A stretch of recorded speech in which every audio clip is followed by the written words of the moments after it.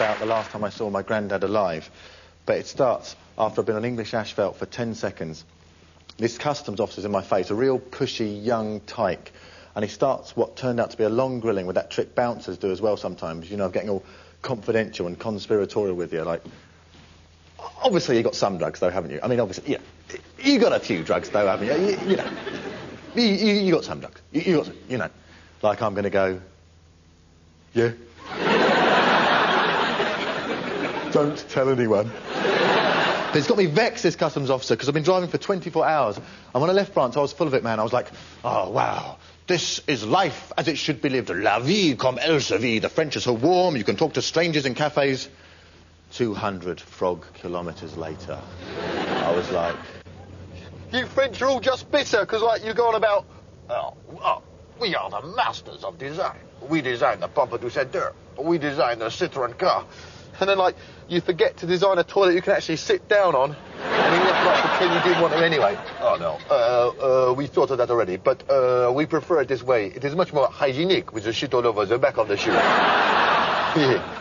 But it's got me close to tears, this customs officer, and I was wondering why, and I think it's because it was night when I left, and 24 hours later, when I finally got home, it would still be night. And I've never really felt I belonged anywhere. And when you're abroad, you start believing in Britishness and all that. And I think what I'm saying is, what you want, what any of us really want from our customs officer as you return home to your native land is... Looking good, my boy. But no, this is my fault. Wants to know, like, who I was with, what did I do, where did I go each day, who with and how many times. Unfortunately, whenever I'm confronted by any authority figure, I immediately become this 18th century nobleman bearing the king's seal. I was like, I am a law-abiding, tax-paying British citizen, and I find your questions impertinent, not to say a little rude. Search the car, for I will stomach no more of your insolence. No, looking back, I wasn't as dignified as all that. I'm a law-abiding, tax-paying British citizen, and I find your questions... bag, sir.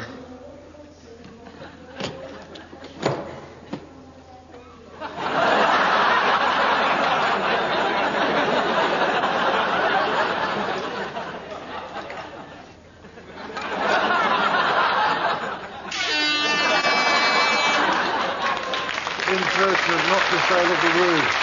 Search the car, for I will stomach no more of your insolence. I know, maybe it's just me, you know, I just lack a skin. I've just got a skin too few, because, like, as I drove up from Dover that day, I stopped off at a Little Eater or somewhere named like that, and I thought I was in heaven. This is brilliant. Little Eater welcomes you.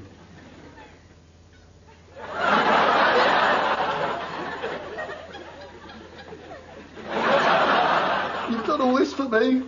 I can't accept that. You're too kind. I don't deserve this. You're all... Oh, there's a little tureen here with the piccalilli, the mustard and the ketchup in it. Did you guys know about this? This is the best place ever.